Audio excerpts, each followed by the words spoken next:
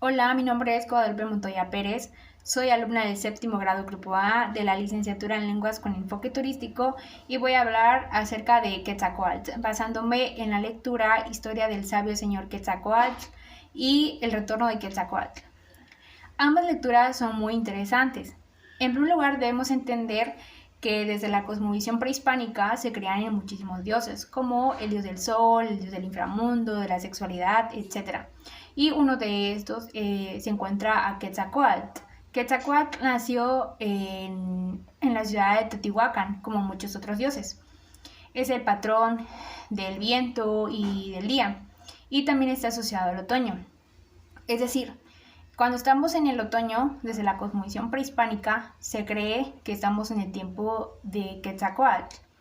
Ese también simboliza la vida, la fertilidad, la sabiduría y el conocimiento. Quetzalcóatl porta un escudo en el pecho y serpientes que la adornan. Por otra parte, existen muchos autores que han estudiado y hablado sobre Quetzalcóatl y existen diferentes mitos que hablan sobre este. Algunos describen su viaje al inframundo, otros hablan sobre su culto y hay otros mitos que hablan acerca sobre su salida de Tula y hasta su llegada al mar. Entonces, basándome de esta lectura, la historia del sabio señor Quetzalcóatl, en donde nos habla acerca de la caída de Quetzalcóatl. Este es otro mito, pero que está basado en Seacatl Teopilzin. Es decir, cuando cae la gran ciudad de Teotihuacán, la ciudad de los dioses, se crean otras ciudades que adoptaron las creencias y algunos dioses de esta gran ciudad. Un claro ejemplo de esto fue la ciudad de Tula, quien adoptó al dios de Quetzalcóatl. Pero aquí en Tula se habla acerca de el hombre dios Seacatl Teopilzin, quien fue adorado como Quetzalcóatl. Entonces, en esta lectura nos menciona que en el año 1, Caña, nace Quetzalcóatl y que su madre es la llamada Chamalma. También nos narra y nos cuenta una parte en donde menciona que fueron los toltecas quienes fueron a traer a Quetzalcóatl para que gobernara en Tula.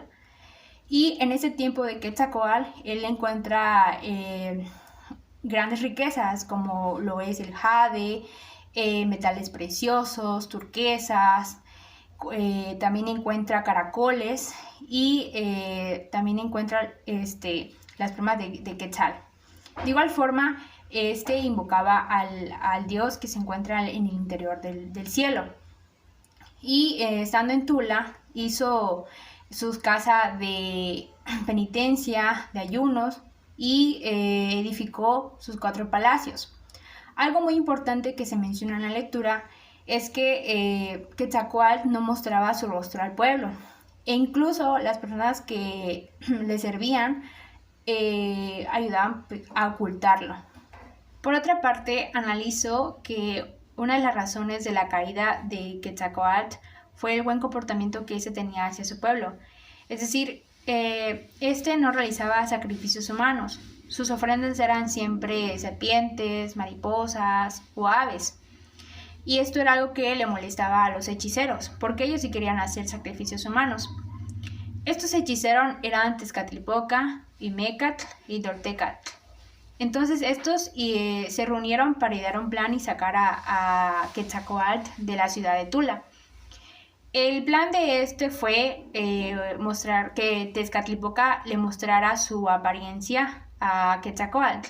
Entonces fue hacia Quetzalcóatl y le llevó un espejo para que viera su apariencia. Y cuando vio su rostro, se desagradó de tal forma que dijo que nunca iba a salir del lugar donde estaba para que el pueblo nunca viera su rostro. Esto debido a que el rostro de Quetzalcóatl ya no era como el de un hombre y la gente podría temer. Pasando esto, después llegaron los otros 2 hechiceros y le llevaron la bebida embriagante. A él le dieron esta bebida a él y a sus servidores. Entonces esto llevó a que al despojo de Quetzalcóatl en la ciudad de Tula, ya que se considera que este comportamiento, ya que este es una divinidad que tiene autoridad en este pueblo, no podría hacer ciertos comportamientos, y esto conllevó a que Quetzalcóatl pues se fuera a otro lugar. Se fue a Tiyatlapayán, y después se cuenta que Quetzalcóatl se prendió fuego a sí mismo, y según el mito, cuando se termina de quemar, ven salir su corazón, y este se va al cielo, a lo más alto del cielo, y se convierte en una estrella.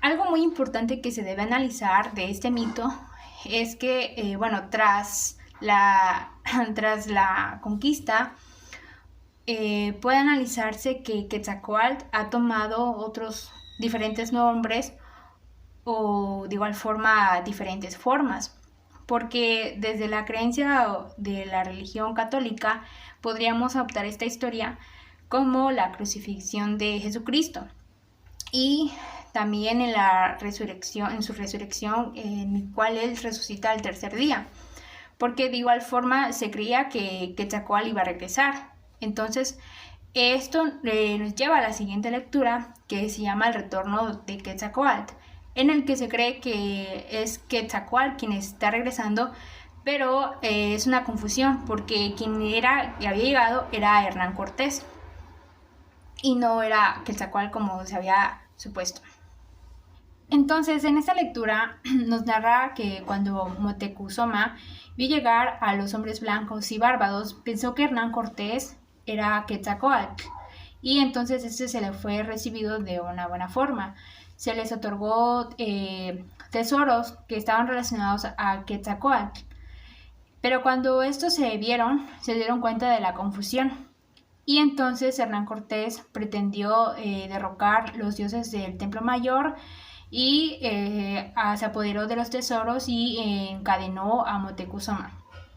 Cuando este se fue, Pedro de Alvarado realizó la matanza en el Templo Mayor.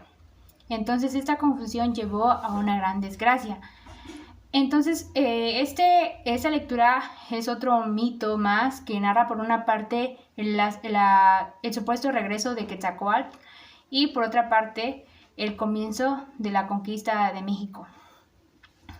Para finalizar, podemos entender entonces que Quetzalcóatl, tras la conquista, ha tomado diferentes formas y nombres.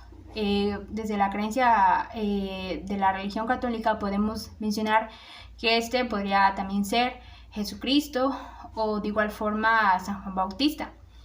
Es muy interesante entender, y lo que podemos observar, que las formas de creencias y de vida que tenían en el tiempo prehispánico actualmente se mantienen de diferentes formas, o que las realicemos de manera inconsciente.